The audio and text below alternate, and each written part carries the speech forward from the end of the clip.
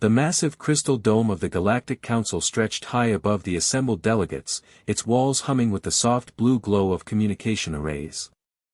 Hundreds of alien representatives sat in their designated sections, their various forms creating a rainbow of colors and shapes across the curved amphitheater.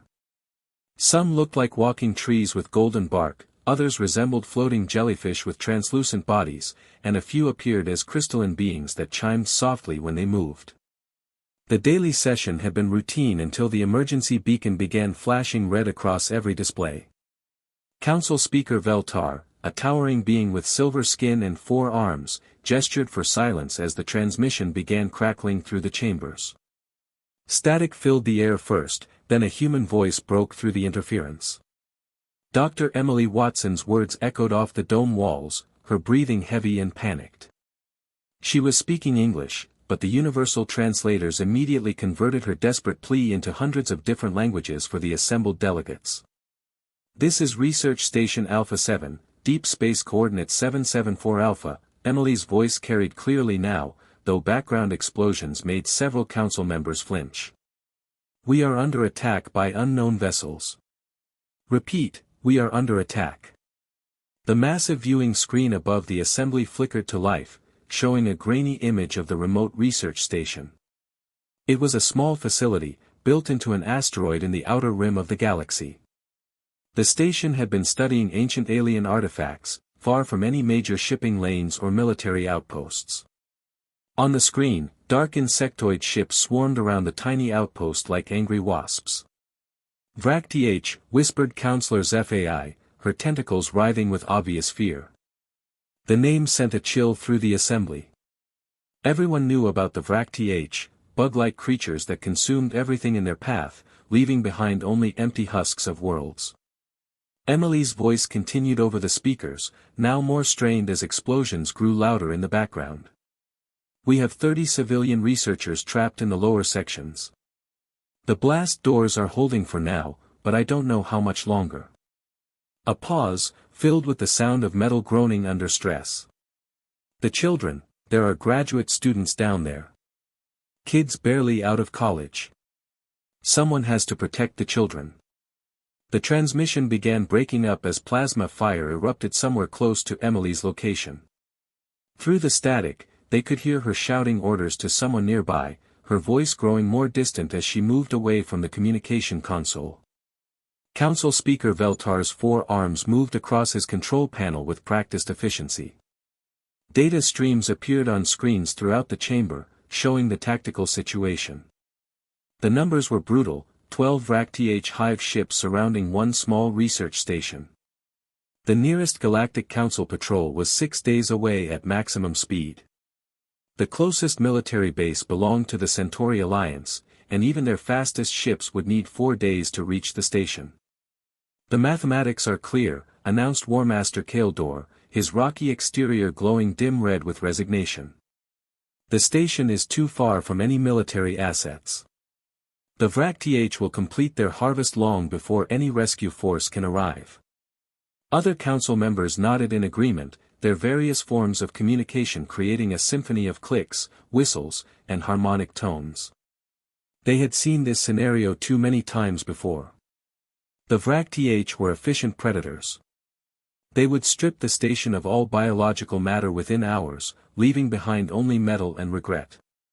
"We must mark Research Station Alpha 7 as lost," Veltar declared, his voice carrying the weight of experience. "May their sacrifice contribute to our knowledge of Vrak-TH attack patterns." The council members began filing out of the chamber, already moving on to the next item on their agenda. For them, this was just another tragedy in a galaxy full of them. The universe was a dangerous place, and sometimes good people died in remote corners where help couldn't reach them in time. But the transmission wasn't finished traveling through space. The powerful emergency beacon on Research Station Alpha 7 continued broadcasting, its signal bouncing off communication relays and navigation satellites scattered throughout the local systems. Most of these relays simply recorded the message and filed it away in their databases, another piece of cosmic noise in the endless chatter of interstellar communication. However, one particular relay station had been modified with extra sensitive equipment.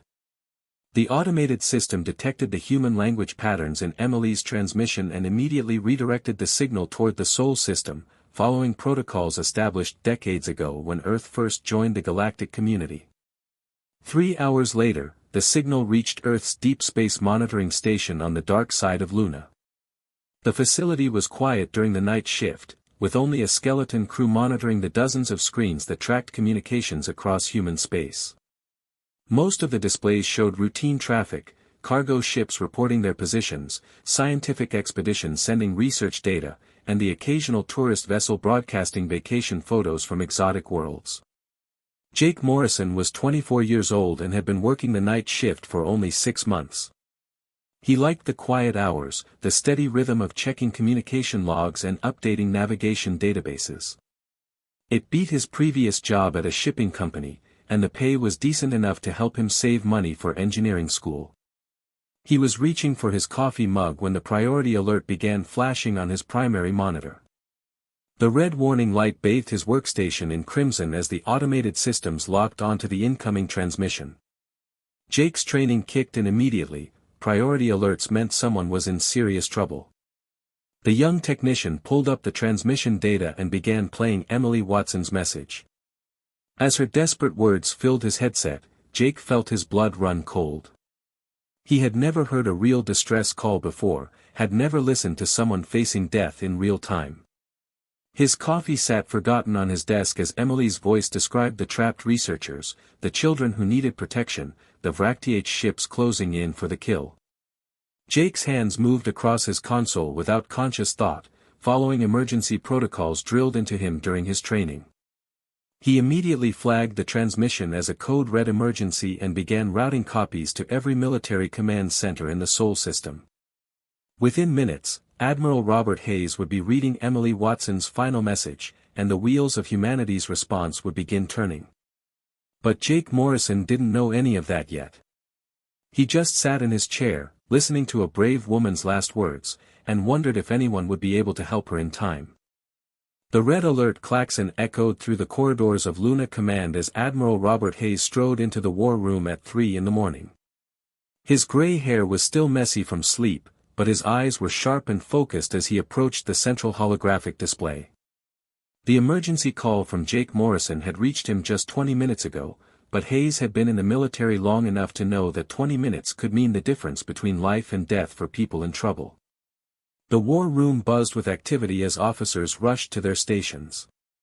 Captain Lisa Parker was already at her console, her fingers dancing across the tactical interface as she pulled up everything they knew about the Kepler 442 system. Lieutenant Danny Foster stood near the communications array, coordinating with fleet commanders across human space. Commander Mike Davis reviewed ship manifests, trying to figure out what forces they could scrape together on short notice. Hayes walked slowly around the holographic display, studying the three-dimensional map that showed the location of Research Station Alpha 7. The numbers weren't good. The station sat in the outer rim, far from any major shipping lanes or military installations. Even worse, intelligence reports showed at least 12 Vracth Hive ships in the area, each one capable of reducing a human destroyer to scrap metal in minutes.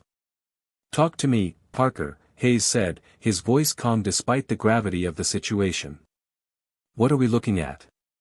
Captain Parker highlighted various points on the display as she spoke. "The station is here, roughly 6 days out at maximum burn for our fastest ships. We have scattered reports of Vracth activity in the surrounding systems, but nothing concrete about their numbers or intentions." She paused, pulling up another set of data. "Admiral, I've been running the calculations. Even if we strip every available ship from the Sol system, we're looking at maybe 20 vessels.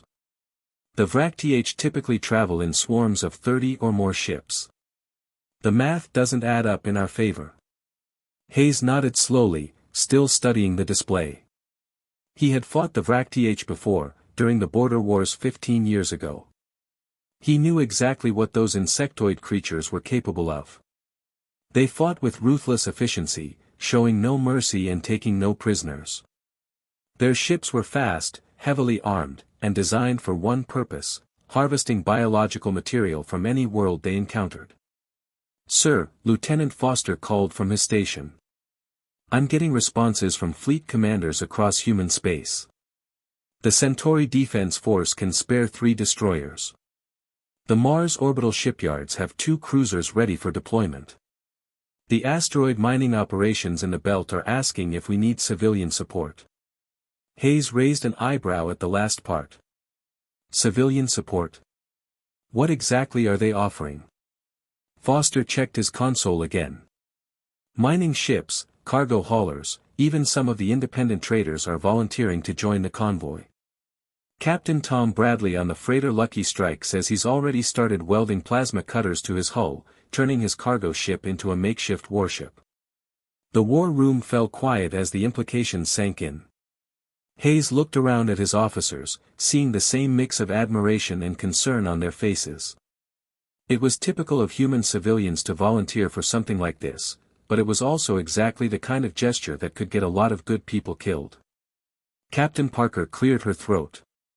Admiral, with all due respect, this is insane. We're talking about taking cargo ships and mining vessels up against Galactic HFY ships. Those civilian crews have no military training, no combat experience.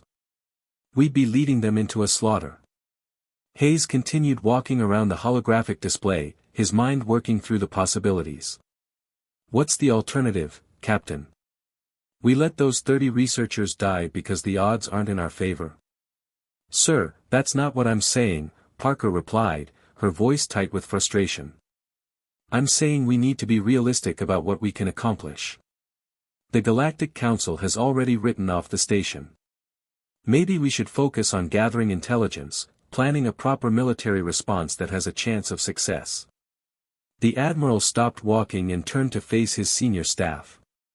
His weathered face showed every one of his 58 years, along with the weight of command decisions that had kept him awake for countless nights. But his voice remained steady as he spoke. Let me tell you something about realistic, Captain.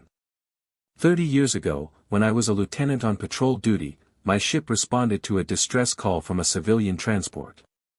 The odds were bad then too, pirates had them outgunned and outnumbered.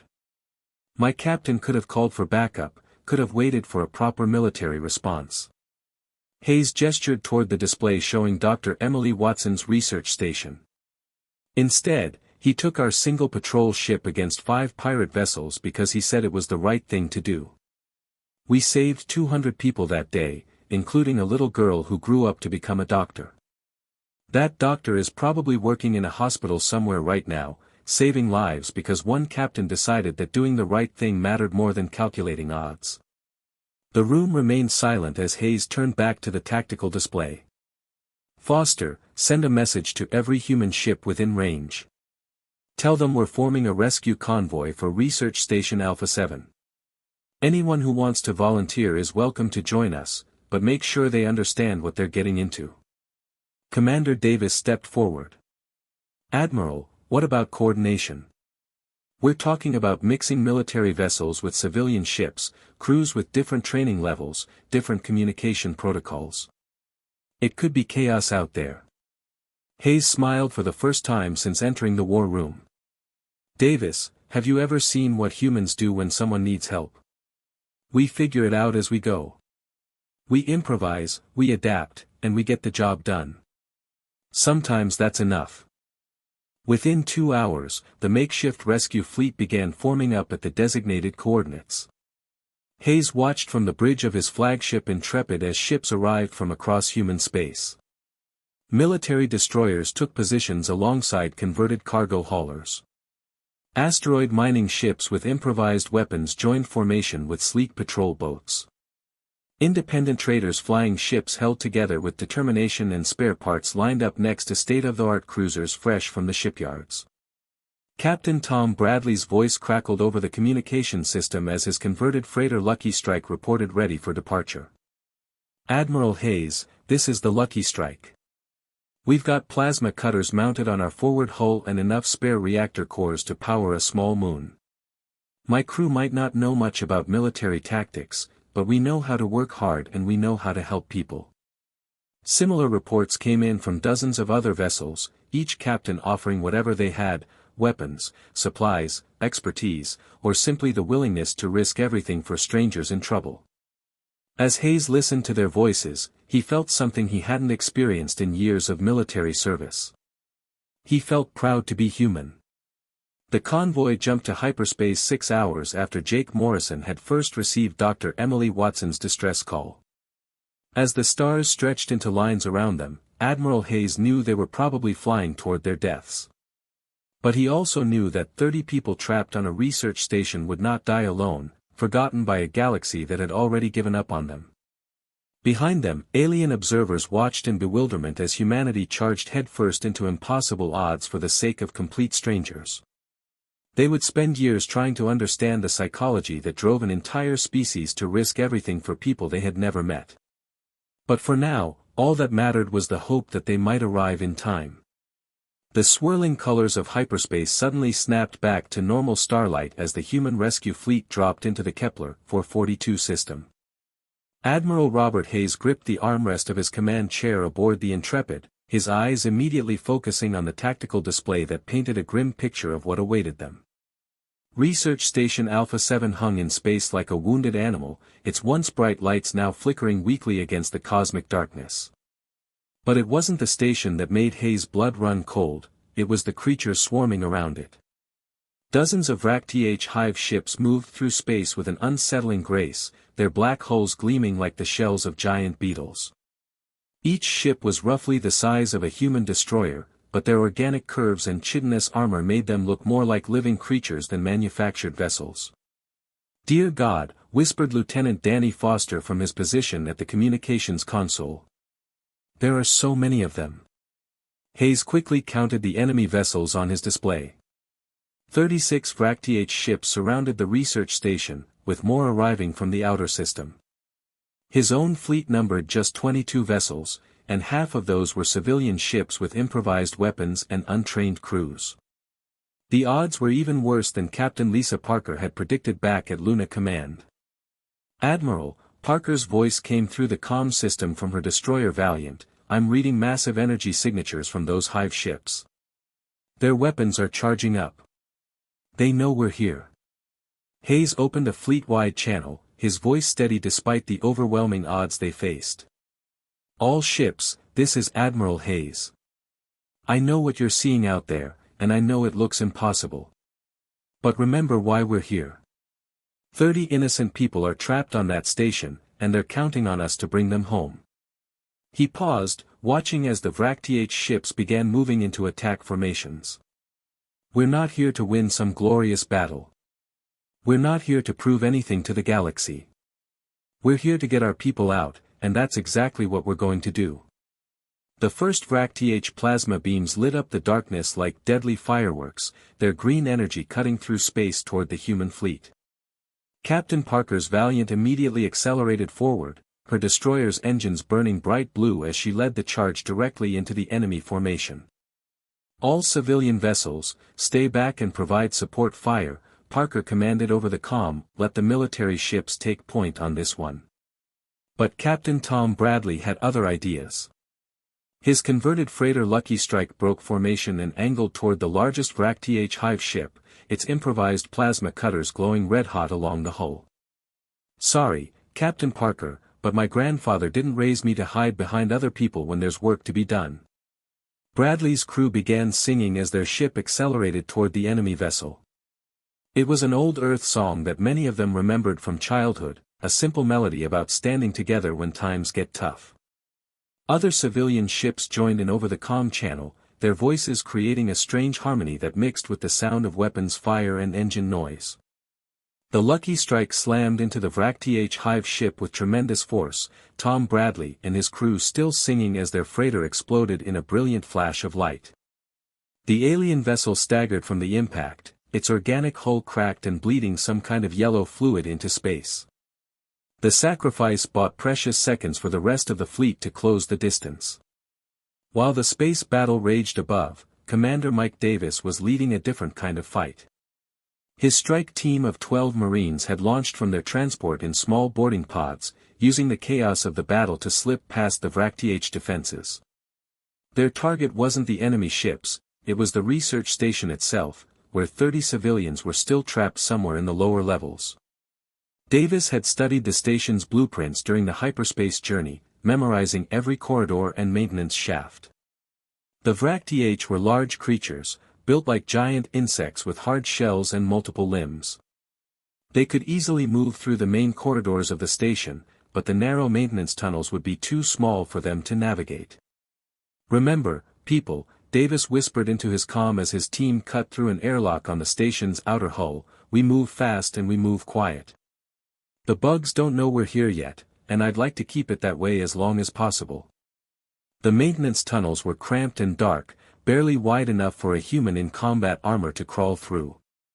Davis led his team deeper into the station, following the blueprints he had memorized and listening for any sounds that might indicate where the survivors were hiding. Meanwhile, in the lower levels of the research station, Dr. Emily Watson crouched behind an overturned table in what used to be the main laboratory. Her makeshift plasma rifle, cobbled together from spare parts and scientific equipment, was running low on power. Around her, the remaining members of her research team huddled in the darkness, trying to stay quiet as chittering alien voices echoed through the corridors outside. Emily had been fighting for 3 days straight, ever since the Vrak-TH first boarded the station. She had managed to seal off the lower levels and create a defensive position in the lab, but her improvised barricades wouldn't hold much longer. The aliens were methodical in their search, checking every room and corridor as they worked their way deeper into the station. "Dr. Watson," whispered one of the graduate students, a young woman named Beth who was barely 22 years old. "I can hear them getting closer. What do we do?" Emily checked her weapon's power gauge again. "Maybe enough for 2 more shots, 3 if she was lucky." "We keep fighting," she replied, her voice hoarse from exhaustion. "We keep fighting until help arrives or until we can't fight anymore." The chittering sounds grew louder, accompanied by the scraping of clawed feet against metal floors. Emily raised her rifle toward the sealed doorway, knowing that when it opened, she would face creatures that were faster, stronger, and better armed than her small group of researchers. That's when she heard something else, a faint tapping sound coming from above. It was rhythmic, almost like a code. Emily looked up at the ceiling where a maintenance hatch was located, her heart racing as she realized what the sound might mean. The hatch suddenly burst open and Commander Davis dropped into the laboratory, his military armor scratched and dented from crawling through the narrow tunnels. Behind him came 11 more Marines, their weapons ready and their faces grim but determined. "Dr. Emily Watson?" Davis asked, his voice muffled by his helmet. Emily nodded, too exhausted to speak. Davis quickly surveyed the laboratory, counting the survivors and assessing their condition. Most were scared but unharmed, though a few showed signs of dehydration and stress. "All right, people," Davis announced to his team. "We found them. Now we just have to get them out of here alive." Outside the laboratory, the chittering sounds suddenly stopped. The Vrak-TH had heard the Marines arrive, and they were already moving to surround the new threat. Emily Watson gripped her nearly dead plasma rifle tighter, realizing that the real fight was just beginning. Above them in space, the battle between the human fleet and the Vrak-TH swarm continued to rage. Admiral Hayes watched from his command chair as more civilian ships made desperate attacks against the alien vessels, their crews following Tom Bradley's example of sacrifice and determination. The odds were still impossible, but somehow the humans were holding their ground, buying time for the rescue mission below. The question was whether time would be enough to save 30 innocent lives trapped in the depths of a dying research station. The laboratory doors exploded inward as Vrak-TH warriors poured through the opening, their insectoid bodies moving with terrifying speed. Commander Davis and his Marines immediately opened fire, their pulse rifles lighting up the darkness with rapid bursts of energy. The alien creatures shrieked as the plasma bolts struck their chitinous armor, but they kept coming, their clawed limbs scraping against the metal walls as they advanced. "Move, move, move," Davis shouted over the gunfire. "We need to get these people out of here now." Dr. Emily Watson struggled to her feet, her body aching from 3 days of fighting and hiding. She had a deep gash on her left arm where shrapnel had caught her during the initial attack, and her face was pale from exhaustion.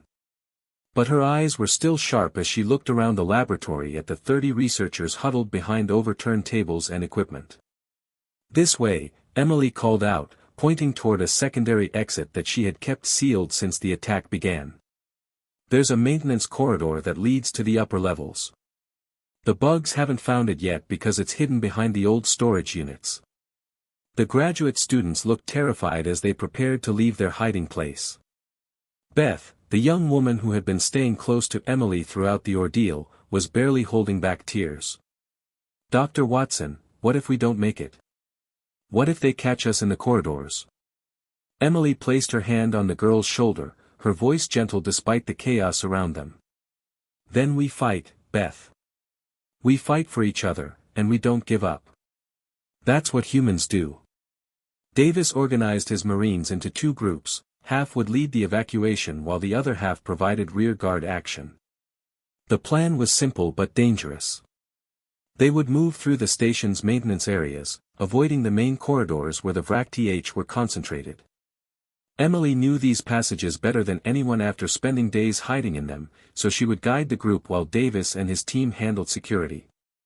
The evacuation began as a carefully coordinated movement, but it quickly turned into something much more chaotic. The VRAC-TH had sensors that could track human heat signatures through the station's walls, so they always seemed to know where the group was heading.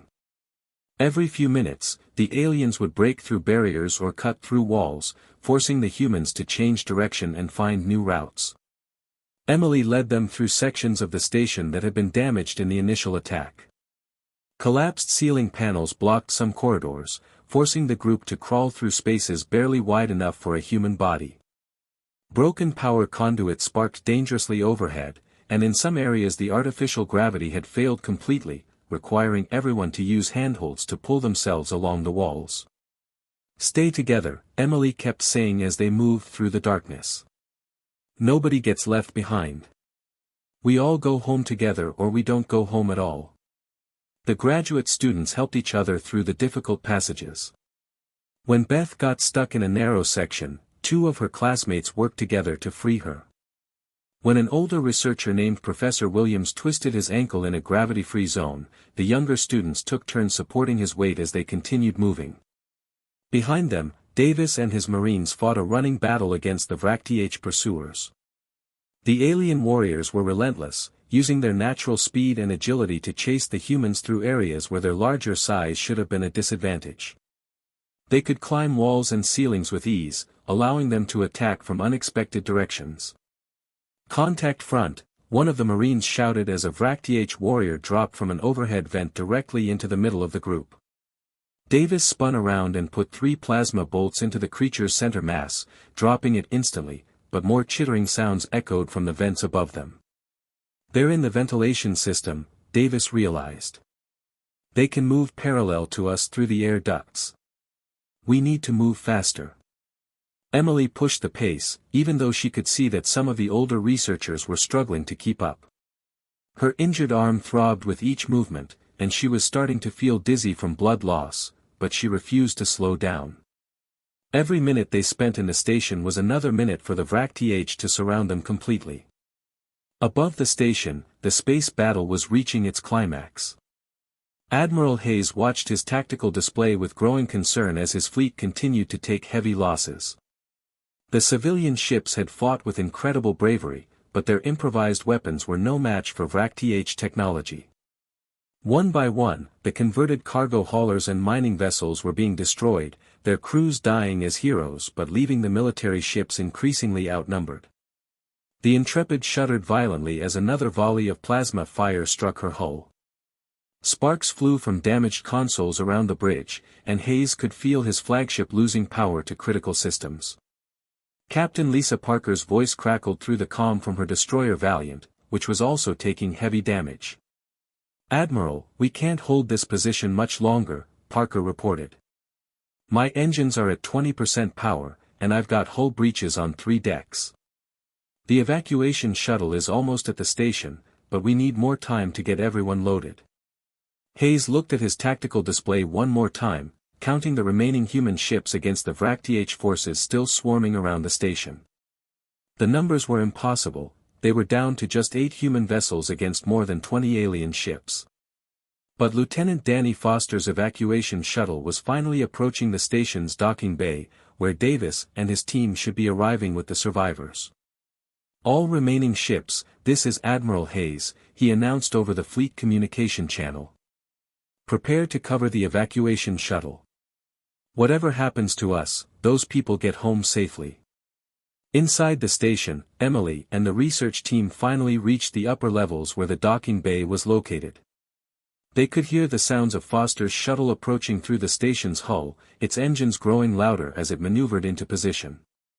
But they could also hear the Vracth closing in from multiple directions, their chittering calls echoing through the corridors as they prepared for a final assault. The docking bay is just ahead, Emily told the group, pointing toward a set of heavy doors marked with warning signs. Once we get through there, we should be safe. Davis positioned his Marines at strategic points around the corridor, preparing to make their last stand if necessary. Dr. Watson, get your people to that shuttle as fast as you can. My team will hold the bugs off as long as possible. Emily looked at the young commander with gratitude and respect. What about you and your Marines? We're not leaving anyone behind. Davis smiled grimly as he checked his rifle's power pack. Don't worry about us, document. We're Marines. This is what we signed up for. The docking bay doors opened with a hiss of pressurizing air, revealing Foster's shuttle hovering just outside the station. The pilot had positioned his craft perfectly, with the passenger compartment aligned with the docking bay entrance. Emily could see Foster through the cockpit window, his face tense with concentration as he held the shuttle steady despite the ongoing space battle around them. Go, go, go. Davis shouted as the first Vracth warriors appeared at the far end of the corridor. Everyone into the shuttle now. Emily pushed the graduate students ahead of her, making sure each one made it safely into Foster's shuttle. The children first, she kept saying, just as she had throughout their escape. Always the children first. Beth was one of the last to board, turning back to look at Emily with tears in her eyes. Come on, Dr. Watson. We're all here. Emily glanced back at Davis and his Marines, who were still fighting desperately to hold off the Vracth assault. She knew that if she left now, those brave soldiers might not make it out alive. But she also knew that the 30 researchers needed her to survive, needed someone to tell their story and make sure their work wasn't forgotten. She climbed aboard the shuttle just as Davis and his remaining Marines fell back to the docking bay. The commander was bleeding from multiple wounds, but he was still firing his rifle at the pursuing aliens. His team moved with practiced efficiency, each Marine covering the others as they retreated toward the shuttle. Foster's voice came over the shuttle's intercom. Everyone hang on. We're getting out of here right now. The shuttle pulled away from the station just as the Vracth warriors reached the docking bay. Emily could see them through the rear window, their insectoid forms silhouetted against the station's lights as they realized their prey had escaped. But the escape was far from over. As Foster's shuttle accelerated away from the station, Vracth fighters immediately gave chase. The small human craft was fast, but it was also loaded down with passengers and had limited defensive capabilities. That's when Admiral Hayes made his final decision. The Intrepid was already badly damaged and losing power rapidly. Rather than retreat and leave the shuttle defenseless, Hayes ordered his flagship to make one last attack run against the lead Vracth hive ship. Sir, we need to go. Captain Parker's voice shouted over the alarms that were blaring throughout the Intrepid's bridge. The ship can't take much more damage. Hayes looked at his tactical display one more time, watching Foster's shuttle as it raced toward the hyperspace jump point with 30 precious lives aboard. Then he smiled grimly and took manual control of his flagship's helm. Get them out, Lisa, he said quietly. That's an order. The Intrepid accelerated toward the largest Vracth hive ship, Admiral Hayes at the controls as his flagship became a guided missile with a very specific target. The explosion when the two vessels collided lit up the entire system like a newborn star, the shockwave sending both human and alien ships tumbling through space. Foster's shuttle cleared the jump point just as the explosion reached its peak, carrying Emily Watson and her research team to safety. Behind them, the surviving human ships limped toward hyperspace, their impossible rescue mission somehow accomplished against all odds. As the stars stretched into lines around them, Emily looked back at the battle-scarred faces of her research team and realized that they had witnessed something extraordinary. They had seen what humans were capable of when innocent lives were at stake, the willingness to sacrifice everything for complete strangers, the refusal to abandon anyone who needed help. The Deathworlders had gone to war, and 30 people were going home because of it. The news spread through the galaxy like wildfire, carried by traders, diplomats, and communication networks that connected thousands of worlds across hundreds of light-years. What had started as a simple rescue mission in the remote Kepler 442 system had become something much larger, a story that challenged everything the galactic community thought they knew about the species from the small blue planet called Earth. On Centauri Prime, the crystalline beings who governed the local trade routes gathered in their gleaming council chambers to discuss the implications. For decades, they had viewed humans as useful but unremarkable, decent engineers and reliable trading partners, but nothing special compared to the ancient civilizations that had ruled the galaxy for millennia. Now they were hearing stories that seemed impossible, tales of humans charging into certain death to save complete strangers. Surely the reports are exaggerated, insisted Council Speaker Velvar, her crystal body chiming softly as she moved. No species would sacrifice so much for individuals they had never met. It defies all logic, all evolutionary survival instincts. But the evidence was overwhelming. Video recordings from the battle showed human civilian ships ramming Vrak-TH vessels, their crews singing old Earth songs as they died. Communication logs revealed Admiral Hayes' final words as he turned his flagship into a weapon to protect an evacuation shuttle. Most shocking of all were the testimonies of the survivors themselves, 30 researchers who spoke with genuine emotion about the humans who had given their lives to save them. Similar conversations were happening on worlds across the galaxy. The Andorian Federation, known for their careful military planning and strategic thinking, spent weeks analyzing the human tactics used at Kepler 442. They couldn't understand how such a chaotic, improvised assault had succeeded against superior Vrak-TH forces. The humans had broken every rule of space combat, yet somehow they had achieved their objective. On the aquatic world of Tidalmar, the dolphin-like inhabitants who prided themselves on their philosophical wisdom found themselves questioning their understanding of sentient behavior. They had always believed that intelligence naturally led to careful self-preservation, that truly advanced species would never risk themselves unnecessarily. The human actions at Kepler 442 challenged that fundamental assumption. But nowhere was the impact more profound than in the halls of the Galactic Council itself. 3 weeks after the rescue, the massive crystal dome was packed with representatives from across known space, all there to hear from the survivors of Research Station Alpha 7. Dr. Emily Watson stood at the central podium, her left arm still in a medical brace from the injuries she had sustained during her 3-day fight against the Vrak-TH.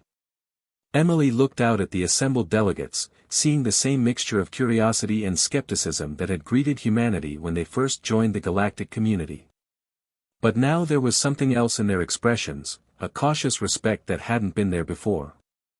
The holographic displays around the chamber showed images of the human fleet that had come to rescue her team, faces of men and women who had died for people they had never met. Honorable delegates, Emily began, her voice carrying clearly through the chamber's advanced acoustic system. 3 weeks ago, most of you had probably never heard of Research Station Alpha 7. It was a small facility in an unimportant system, staffed by researchers that the galaxy would never have missed if they had disappeared. She gestured toward the holographic images of Admiral Hayes, Captain Parker, Tom Bradley, and the dozens of other humans who had died in the rescue. These people changed that. They took ships that were never meant for combat, crews that had never trained for war, and they flew into certain death because 30 strangers needed help. The chamber was completely silent as Emily continued. You call us Deathworlders, and I suppose that's accurate. Earth is a dangerous place that taught us to fight for survival. But you misunderstand what that really means. We didn't just learn to survive, we learned that survival means nothing if you abandon those who need you. Counselor FAI, the tentacled being who had first identified the VRAC-TH threat, raised one of her appendages. Dr. Watson, with all respect, your species' actions were admirable but illogical. The humans who died in your rescue could have lived full lives, contributed to their communities, raised families. Instead, they threw away their futures for strangers. How do you justify such waste? Emily was quiet for a moment, thinking about Beth and the other graduate students who had huddled with her in the station's laboratory, waiting to die. She thought about Commander Davis and his Marines, who had crawled through maintenance tunnels to reach them. She thought about Tom Bradley singing with his crew as their ship exploded against a VRAC-TH hive vessel. Counselor, Emily replied, you're thinking about it backwards. Those humans didn't throw away their lives, they gave them meaning. Admiral Hayes had served in the military for 30 years, but I guarantee you that his final moments, protecting our evacuation shuttle, were the most important minutes of his entire career. Captain Tom Bradley had spent decades hauling cargo through space, but when he turned his freighter into a weapon to save strangers, he became something greater than he had ever been before. She looked around the chamber at the hundreds of alien faces watching her. You see waste where I see purpose. You see a logical sacrifice where I see the best of what we can be. That's the difference between your species and mine. In the back of the chamber, a holographic projection flickered to life. It showed the angular, insectoid form of a VRAC-TH ambassador, attending the session remotely from his species' distant homeworld. The presence of a VRAC-TH representative at a Galactic Council meeting was unprecedented. The hive-minded species had never shown interest in diplomacy before. Dr. Watson, the VRAC-TH ambassador said, his translated voice carrying an odd harmonic quality, my people have studied the recordings from Kepler 442 extensively. We do not understand your species' behavior. In our society, individuals exist to serve the hive. Personal sacrifice is logical when it benefits the collective. But your humans died for beings they had never met, who were not part of their social group. This defies all evolutionary logic. Emily nodded thoughtfully. That's exactly right, Ambassador. What we did defies logic, at least, the kind of logic that most species use. But humans learned a different kind of logic on our dangerous world. We learned that sometimes the only thing standing between innocence and darkness is someone willing to pay the price, regardless of whether it makes sense on paper. The VRAC-TH ambassador was silent for a long moment, his compound eyes reflecting the chamber's lights. My people have suspended all expansion activities pending further study of human behavior patterns. We must understand how a species develops such incomprehensible altruism. As Emily stepped down from the podium, she could hear the buzz of conversation beginning throughout the chamber. Delegates were speaking in dozens of languages, their voices mixing into a symphony of confusion, curiosity, and grudging admiration. The translators were working overtime to keep up with the rapid exchange of ideas and theories. Council Speaker Veltar called for order, but it was several minutes before the chamber quieted down. Dr. Watson, on behalf of the Galactic Council, we thank you for your testimony. The actions of your species at Kepler 442 will be studied for generations to come. As Emily made her way toward the exit, she was approached by dozens of alien delegates. Some wanted to ask questions about human psychology and motivations. Others wanted to discuss trade agreements or defensive pacts. A few simply wanted to express their admiration for what the human fleet had accomplished. But the most significant conversations were happening in the Council's administrative offices, where requests for human protection agreements were flooding the databases. Worlds that had never considered military alliances were suddenly interested in having human defenders. Species that had dismissed humanity as primitive were now eager to learn from Earth's military academies and tactical schools. Within a month of Emily's testimony, the first formal Human Protection Pact was signed with the Kepler Research Consortium, ensuring that human ships would patrol the outer rim systems where scientists worked in remote locations. Other agreements followed quickly, defensive pacts with mining operations in dangerous asteroid fields, escort services for diplomatic missions to unstable regions, and joint training programs between human military units and alien security forces. The transformation wasn't just political, it was philosophical. Young aliens across the galaxy began studying human history, trying to understand how a species could develop such a strong instinct to protect others. Universities offered courses on human ethics and moral philosophy. Artists created works inspired by the sacrifice at Kepler 442, trying to capture the incomprehensible beauty of beings willing to die for strangers. Some species remained skeptical, arguing that human altruism was an evolutionary dead end that would eventually be eliminated by natural selection. But others began to wonder if humanity had discovered something that the rest of the galaxy had missed, a way of living that transcended mere survival and reached towards something greater. Emily Watson returned to her research work, but she found that her perspective had changed forever. She had always been a scientist, focused on understanding the universe through careful observation and analysis. But now she understood that some of the most important truths couldn't be measured in laboratories or calculated with equations. She had learned that sometimes the most logical thing to do was something completely illogical.